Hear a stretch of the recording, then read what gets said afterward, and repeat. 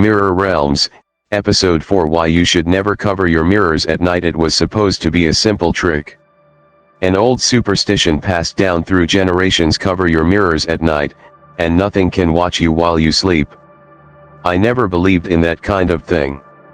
Until the night I woke up to find the sheet over my mirror had been pulled away. The first sign: I had just moved into a new apartment, an old building with creaky wooden floors and a faint smell of dust that never quite left.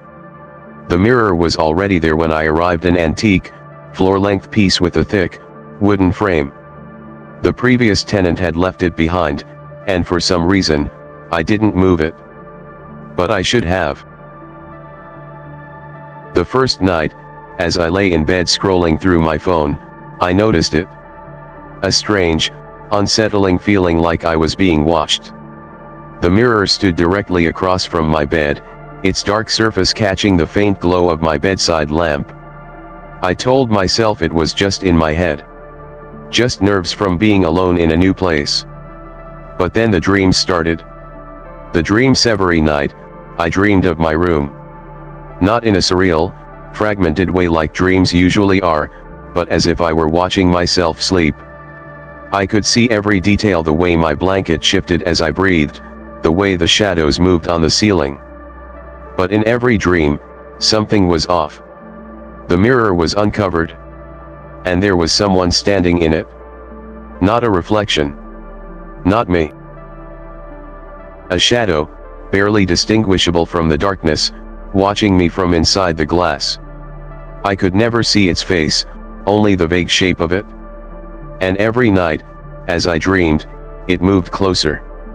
By the fourth night, I woke up in a cold sweat, gasping for air. I told myself it was nothing. A recurring nightmare, my mind playing tricks on me. But when I turned to look at the mirror, the blanket was no longer covering it. The rule I broke. I froze. My chest tightened.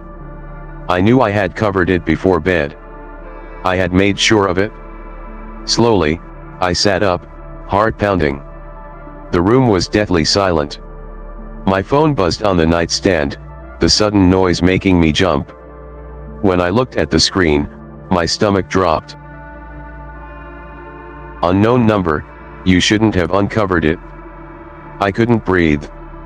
My hands trembled as I typed back. Me, who is this? The reply came instantly.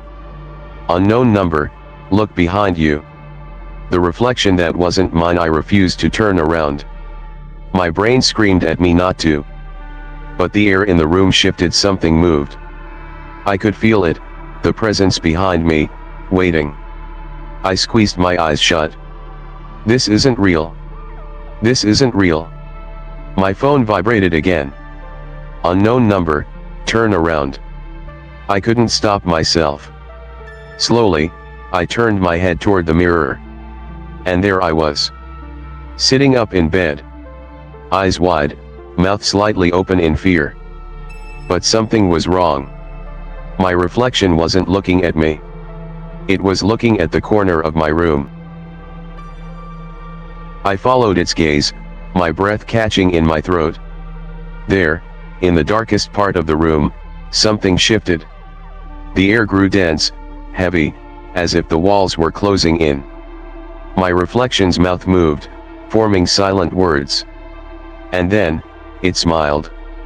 A grin too wide. Too unnatural. Too hungry. The fight for control. The temperature in the room plummeted. My reflection stood up, even though I hadn't moved. It reached out, pressing its hand against the inside of the glass. My phone buzzed again. Unknown number, it's not you anymore. The glass cracked.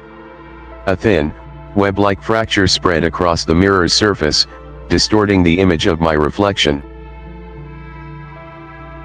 And then, in the faint glow of my lamp, I saw it, a second hand, pressing against the glass from inside. A whisper slithered through the air, curling around my ears like smoke. Let me out. I screamed. The escape instinct kicked in. I grabbed the nearest object, a book, my phone, anything, and threw it at the mirror. The glass shattered. A violent gust of wind roared through the room as the pieces crashed to the floor. The air thinned, the pressure lifted, and suddenly it was over. The heaviness vanished, leaving only the sound of my own ragged breathing. I didn't sleep for the rest of the night. By morning, I packed my bags and left. I never looked back. The aftermath: I moved to a new place. I never brought another mirror into my home. But sometimes, late at night, I feel it. That sensation. That watching. And I know, just because I broke the mirror, doesn't mean I got rid of it. Because some things don't live in the glass. Some things live in the spaces between reflections. And no matter where you go, they always find a way back.